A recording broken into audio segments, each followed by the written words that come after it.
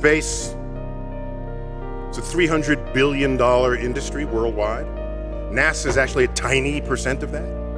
Interesting how small a percent NASA is to the total world spending of space.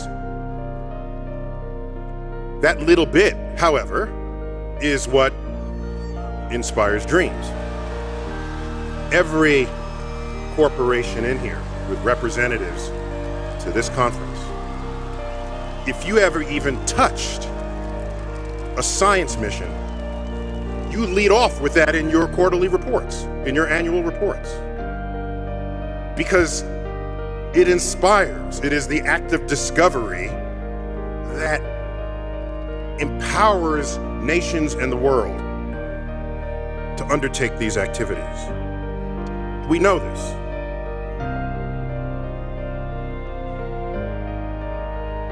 Apollo 8, that was the first time anybody ever left Earth with a destination in mind. Yeah, figurated around the moon. Photo of Earth rising over the lunar landscape. We all know it.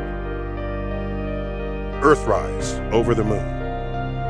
There was Earth, seen not as the map maker would have you identify it. No, the countries were not color-coded with boundaries. It was seen as nature intended it to be viewed.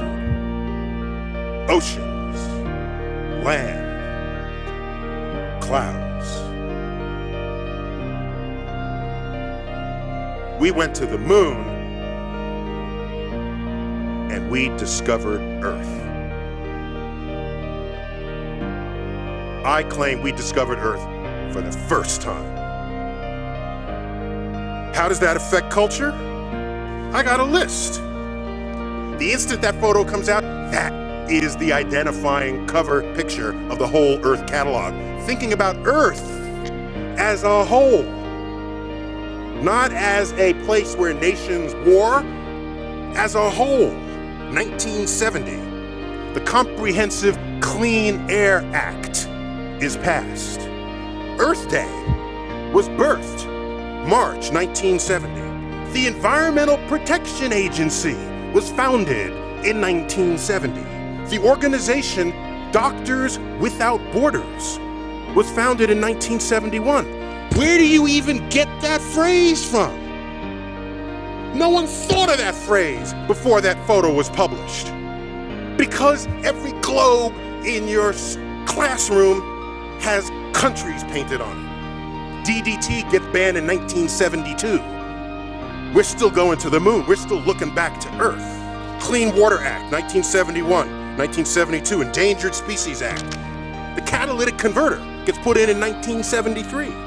Unleaded gas, 1973. We're still at war in Vietnam. There's still campus unrest.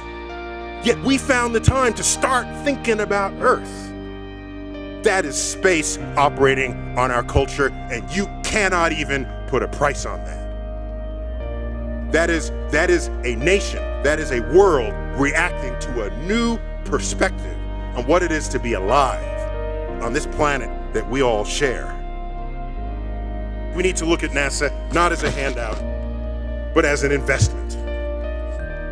Because as goes the health of spacefaring ambitions, so too goes the spiritual, the emotional, the intellectual, the creative, and the economic ambitions of a nation. So goes the future of America.